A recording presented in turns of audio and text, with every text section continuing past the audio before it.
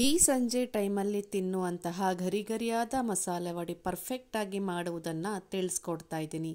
ಮಸಾಲೆ ವಡೆ ಅಂದರೆ ತುಂಬಾ ಪಾಪ್ಯುಲರ್ ಮತ್ತು ಕಾಮನ್ ಆಗಿರುವ ಡಿಶ್ ಇದು. ನೀವು ನೋಡ್ತಾ ಇದ್ದೀರಾ ನಾಗುಮಹಿ ಕುಕ್ಕಿಂಗ್ ಚಾನಲ್. ಈ ವಿಡಿಯೋ ಇಷ್ಟ ಆದರೆ ಲೈಕ್ ಮಾಡಿ ಮತ್ತು ನಿಮ್ಮ ಫ್ಯಾಮಿಲಿಗೂ ಈ ವಿಡಿಯೋನ ಶೇರ್ ಮಾಡಿ. ಹೊಸದಾಗಿ ನಮ್ಮ ಚಾನಲ್ನ ನೋಡ್ತಾ ಇದ್ದರೆ ಪ್ಲೀಸ್ ಸಬ್ಸ್ಕ್ರೈಬ್ ಮಾಡ್ಕೊಳ್ಳಿ. ಮೊದಲಿಗೆ ಕಡಲೆಬೇಳೆನ ನೆನೆಸಿ ಇಟ್ಕೊಳ್ಬೇಕಾಗುತ್ತೆ. ನಾನಿಲ್ಲಿ 1 ಕಪ್ಪು ಕಡಲೆಬೇಳೆ ತೊಗೊಂಡಿದ್ದೀನಿ, ಅಂದರೆ 1/4 kg ಆಗೋಷ್ಟು ಕಡಲೆಬೇಳೆನ ತೊಗೊಂಡಿದ್ದೀನಿ. ಇದಕ್ಕೆ ನೀರು ಹಾಕಿ 2 ರಿಂದ 3 ಸಲ ಚೆನ್ನಾಗಿ ತೊಳೆದು 2 ಗಂಟೆ ನಾನು ನೆನೆಸಿಟ್ಕೊಳ್ಬೇಕಾಗತ್ತೆ.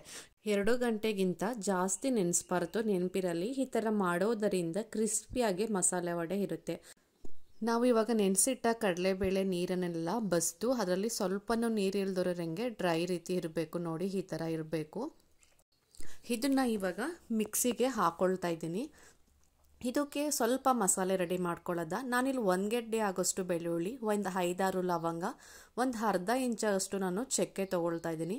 ಕಲರಿಗೆ ಸ್ವಲ್ಪ ಅರಿಶಿನ ತೊಗೊಂಡು, ಒಂದು ಬ್ಯಾಡ್ಗೆ ಮೆಣಸಿನ್ಕಾಯಿ, ಒಂದು 3 ರಿಂದ 4 ಒಣಮೆಣಸಿನ್ಕಾಯಿ, ಒಂದು ಅರ್ಧ ಇಂಚು ಆಗೋಷ್ಟು ಶುಂಠಿನ ಚಿಕ್ಕದಾಗಿ ಕಟ್ ಮಾಡಿಕೊಂಡು ಇದನ್ನೆಲ್ಲ ಚೆನ್ನಾಗಿ ಸ್ವಲ್ಪ ಗ್ರೈಂಡ್ ಮಾಡ್ಕೊಳ್ಳೋದ. ಅಂದರೆ ತುಂಬಾ ಸಾಫ್ಟಾಗಿರಬಾರ್ದು, ಸ್ವಲ್ಪ ತರಿ ರೀತಿ ಇದನ್ನು ಗ್ರೈಂಡ್ ಮಾಡ್ಕೋಬೇಕು. ಯಾಕಂದರೆ ಆವಾಗಲೇ ಅದು ವಡೆ ಕ್ರಿಸ್ಪಿನೆಸ್ ಆಗಿರುತ್ತೆ. ನೋಡಿ, ಇವಾಗ ಈ ಥರ ತರಿ ಆಗಿ ನಾವು ರುಬ್ಕೋಬೇಕು.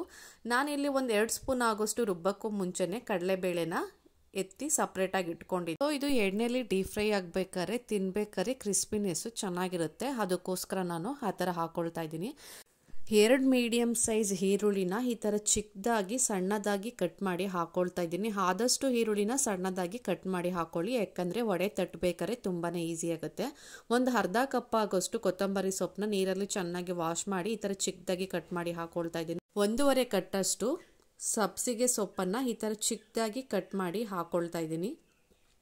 ಮತ್ತು ಇಲ್ಲಿ ಸ್ವಲ್ಪ ಕರಿಬೇವು ಸೊಪ್ಪು ಈ ಥರ ಚಿಕ್ಕದಾಗಿ ಕಟ್ ಮಾಡಿ ಹಾಕ್ಕೊಳ್ತಾ ಇದ್ದೀನಿ. ಖಾರಕ್ಕೆ ಒಂದು 4 ಹಸಿಮೆಣಸಿಕಾಯಿನ ಕಟ್ ಮಾಡಿ ಹಾಕ್ಕೊಳ್ತಾ ಇದ್ದೀನಿ. ರುಚಿಗೆ ತಕ್ಕಷ್ಟು ಉಪ್ಪನ್ನು ಹಾಕ್ಕೊಳ್ತಾ ಇದ್ದೀನಿ. ನೋಡಿಕೊಂಡು ಹಾಕ್ಕೊಳ್ಳಿ ಸಾಲ್ಟು ಬೇಕಾದರೆ. ಇದನ್ನೆಲ್ಲ ಇವಾಗ ಚೆನ್ನಾಗಿ ಮಿಕ್ಸ್ ಮಾಡ್ಕೋಬೇಕು. ನಾನು ಇವಾಗಲೇ ವಡೆ ಹಾಕ್ಕೊಳ್ತಾ ಇದ್ದೀನಿ. ಅದಕ್ಕೋಸ್ಕರ ನಾನು ಇವಾಗ ಸ್ವಲ್ಪನೇ ಒಂದು 1/4 ಸ್ಪೂನ್ ಆಗೋಷ್ಟು ನಾನಿಲ್ಲಿ ಸೋಡಾನ ಉಪಯೋಗಿಸ್ತಾ ಇದ್ದೀನಿ. ನೀವು 1 ಅವರ್, ಒಂದು ½ ಅನ್ ಅವರ್ ಬಿಟ್ಟು ಹಾಕ್ಕೊಳ್ತೀವಿ ಅಂದರೆ ನೀವು ಸೋಡಾನ ಹಾಕೋದೇನು ಬೇಡ, ನೀವು ಸ್ಕಿಪ್ ಮಾಡ್ಕೋಬೋದು. ನಾನಿಲ್ಲಿ ಇವಾಗ ಮಿಕ್ಸ್ ಮಾಡಿ ಆದಮೇಲೆ ಈ ಥರ ಚಿಕ್ಕದಾಗಿ ಉಂಡೆ ಮಾಡ್ಕೊಳ್ತಾ ಇದ್ದೀನಿ. ಈ ಥರ ಮಾಡ್ಕೊಳ್ಳೋದ್ರಿಂದ ಎಣ್ಣೆ ಹಾಕಬೇಕಾದ್ರೆ ನಮಗೆ ಸುಲಭವಾಗುತ್ತೆ. ಇವಾಗ ಮಸಾಲೆ ವಡೆ ಅಂದರೆ ಸ್ವಲ್ಪ ದಪ್ಪನೇ ಇರಬೇಕು, ಆವಾಗಲೇ ಚೆನ್ನಾಗಿರುತ್ತೆ. ಇವಾಗ ಡೀಪ್ ಫ್ರೈಗೆ ನಾನಿಲ್ಲಿ ಎಣ್ಣೆನ ಬಿಸಿ ಮಾಡ್ಕೊಳ್ತಾ ಇದ್ದೀನಿ.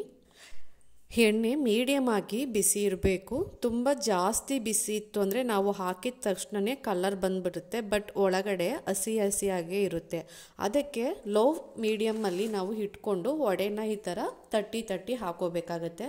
ನಾನಿಲ್ಲಿ ಆವಾಗಲೇ ಉಂಡೆ ಕಟ್ಟಿ ಇಟ್ಕೊಂಡಿದ್ವಲ್ಲ, ಅದನ್ನು ಸ್ವಲ್ಪ ಕೈಯಲ್ಲಿ ನೀರು ಮಾಡಿಕೊಂಡು ತಟ್ಟಿ ಈ ಥರ ರೌಂಡ್ ಶೇಪಲ್ಲಿ ಹಾಕ್ಕೊಳ್ತಾ ಇದ್ದೀನಿ. ಅಂದರೆ ಮಸಾಲೆ ವಡೆ ಅಂದರೆ ತುಂಬಾ ತೆಳು ಇರಬಾರ್ದು, ದಪ್ಪನೇ ಇರಬೇಕು.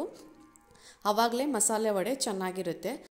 ಇವಾಗ ಸ್ವಲ್ಪ ಉರಿನ ಐ ಫ್ಲೇಮಲ್ಲಿ ಇಕ್ಕೋಬೇಕು. ಹಾಕಾದ್ಮೇಲೆ ನೋಡಿ ಈ ಥರ ಕಲರ್ ಚೇಂಜ್ ಆಗುತ್ತೆ. ಇವಾಗ ಈ ಥರ ಚೆನ್ನಾಗಿ ನಾವು ಗೋಲ್ಡನ್ ಕಲರ್ ಬರೋ ಗಂಟೆ ಚೆನ್ನಾಗಿ ಬೇಯಿಸ್ಕೋಬೇಕು. ಅಂದರೆ ತುಂಬಾ ಜಾಸ್ತಿನೂ ಬೇಯಿಸೋಕೆ ಹೋಗ್ಬಾರ್ದು. ಈ ಥರ ಲೋ ಮೀಡಿಯಮಲ್ಲಿ ನಾವು ಬೇಯಿಸ್ಕೋಬೇಕಾಗುತ್ತೆ. ಆವಾಗಲೇ ಈ ವಡೆ ಕ್ರಿಸ್ಪಿನೆಸ್ ಆಗಿ ಚೆನ್ನಾಗಿರುತ್ತೆ. ಸೊ ನೀವು ನೋಡ್ಬೋದು ಇವಾಗ ಚೆನ್ನಾಗಿ ವಡೆ ಫ್ರೈ ಆಗಿದೆ 2 ಸೈಡು, ಮತ್ತು ಒಳಗಡೆ ಎಲ್ಲ ಚೆನ್ನಾಗಿ ಬೆಂದಿರುತ್ತೆ. ಈ ಕಲರ್ ಬರೋ ಗಂಟ ನಾವು ಫ್ರೈ ಮಾಡ್ಕೋಬೇಕಾಗತ್ತೆ. ಇದನ್ನು ನಾವು ಒಂದು ಪ್ಲೇಟಿಗೆ ಸರ್ವ್ ಮಾಡ್ಕೊಳ್ತಾ ಇದ್ದೀನಿ. ಸಬ್ಸಿಗೆ ಸೊಪ್ಪು ಇಲ್ಲ ಅಂತ ಹೇಳಿದ್ರೂ ಪರವಾಗಿಲ್ಲ, ಕೊತ್ತಂಬರಿ ಸೊಪ್ಪನ್ನೇ ಇನ್ನೂ ಒಂದು ಅರ್ಧ ಕಪ್ಪು ಆಗೋಷ್ಟು ನೀವು ಜಾಸ್ತಿ ಹಾಕ್ಕೊಂಡು ಈ ಮಸಾಲೆ ವಡೆಯನ್ನು ನೀವು ಮಾಡ್ಕೋಬೋದು. ನೋಡಿದ್ರಲ್ಲ ಈ ಗರಿಗರಿಯಾದ ಮಸಾಲೆ ವಡೆ ಎಷ್ಟು ಪರ್ಫೆಕ್ಟಾಗಿ ಮಾಡುವುದನ್ನು ಅಂತ ಈ ವಿಡಿಯೋದಲ್ಲಿ ತಿಳಿಸ್ಕೊಟ್ಟಿದ್ದೀನಿ. ನೀವು ಮನೆಯಲ್ಲೇ ಇವತ್ತೇ ಟ್ರೈ ಮಾಡಿ ನೋಡಿ ಮತ್ತು ಹೇಗಿದೆ ಅಂತ ಕಮೆಂಟ್ ಮೂಲಕ ತಿಳಿಸಿ. ಮತ್ತೆ ಮರೆಯದೇ ಒಂದು ಲೈಕ್ ಮಾಡಿ ಮತ್ತು ಸಬ್ಸ್ಕ್ರೈಬ್ ಮಾಡಿ. ಈ ವಿಡಿಯೋ ಇಷ್ಟವಾದರೆ ನಿಮ್ಮ ಫ್ಯಾಮಿಲಿಗೂ ಈ ವಿಡಿಯೋನ ಶೇರ್ ಮಾಡಿ. Thank you for watching my videos.